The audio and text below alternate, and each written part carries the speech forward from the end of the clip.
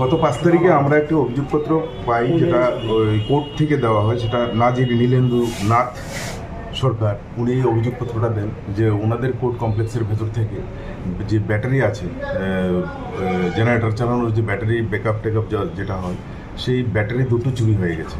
তো অ্যাকর্ডিংলি ওই অভিযোগের উপর আমরা একটি এফআইআর নিই। এফআইআর নেওয়ার পর সেটা তদন্ত শুরু করা হয় এবং ইন্সপেক্টর পরিতোষ দাস পশ্চিম থানার ওসি একটা টিম গঠন করে এবং খুব দ্রুত সেই চোরকে ধরা সম্ভব হয় এবং তার কাছ থেকে ব্যাটারি উদ্ধার করতে পুরো টিমটাই এখানে ভালোভাবে কাজ করেছে। প্লেন ক্লথে এবং বিভিন্নভাবে দুটো ব্যাটারি উদ্ধার করা হয় এবং এদের সাথে যারা সহযোগী ছিল এমন টোটাল 5 জনকে অ্যারেস্ট করা হয়। ওদেরকে আজকে এই কেসে কোর্টে প্রেরণ করা হয়। কতদিনের পুলিশ রিমান্ড চাওয়া হবে? 3 দিনের পুলিশ রিমান্ড চাওয়া হয়েছে।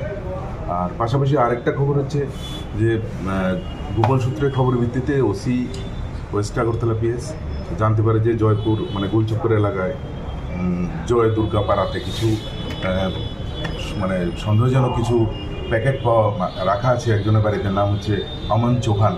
অ্যাকর্ডিংলি ওই বাড়িতেও সার্চ করা হয়। সার্চ করার পর ওখানে টোটাল 62 পিস বেনারসি কাপড় পাওয়া গেছে, যেগুলি সন্দেহজনক অবস্থা। তো এগুলিকেও পুলিশ সিজ করেছে সেপারেট। তাদের নামগুলো কি যাদের আটক করা হয়েছে?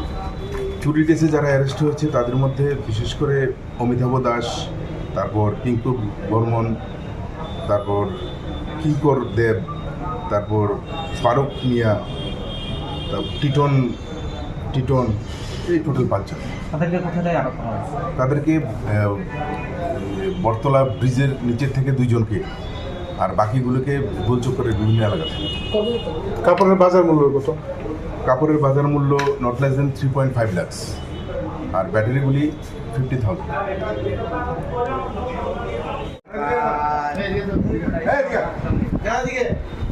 আমরা